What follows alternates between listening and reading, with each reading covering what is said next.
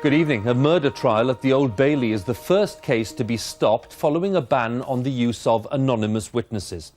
The ruling was made by the Law Lords last week and it applies to England and Wales. Police have described the ruling as potentially disastrous. They warned that dozens of cases could be affected. The Home Secretary, Jackie Smith, is now looking at an urgent change in the law, as our Home Editor, Mark Easton, reports. East London businessman Charles Butler was shot dead in what police allege was a gangland execution. Until today, 2 men had been in the dock at the Old Bailey accused of his murder. But the key evidence was given by 4 witnesses appearing under false names from behind screens. And following a Law Lords judgment last week, the £6 million trial could not continue. The appeal judges ruled that in English law, no conviction should be based solely or to a decisive extent upon the statements or testimony of anonymous witnesses.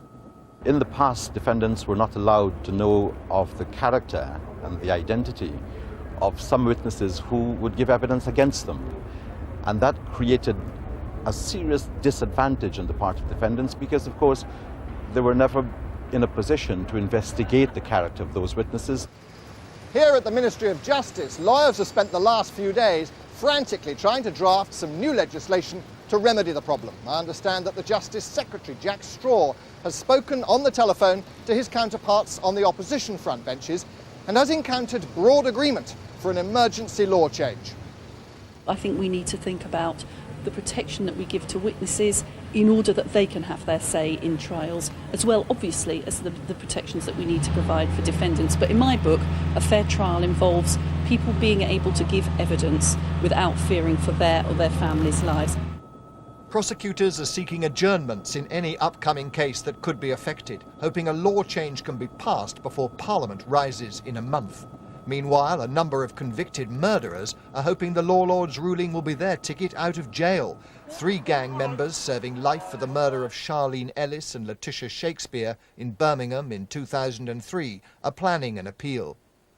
If you've actually witnessed it, you're going to be very, very scared. If they do not protect witnesses in this way, well, then you give murderers a license to kill.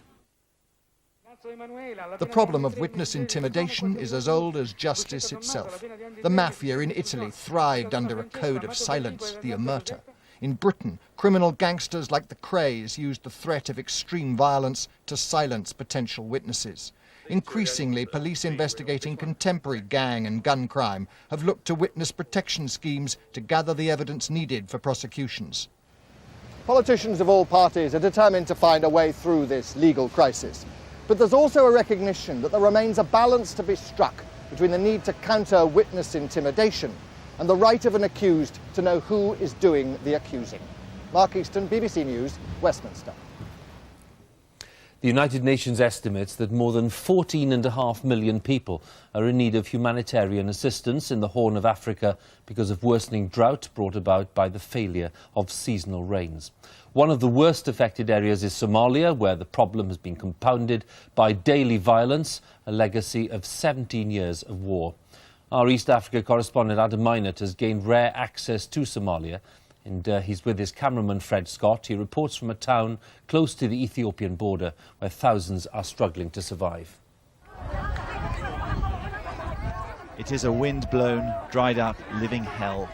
Years of drought have driven the people of Somalia into a state of hopeless dependency on food handouts.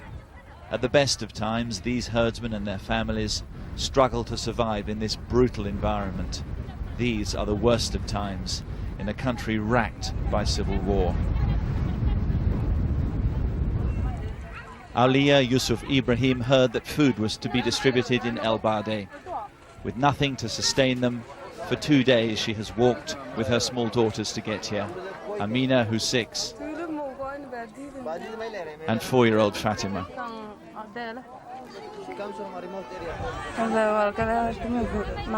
We have lost everything.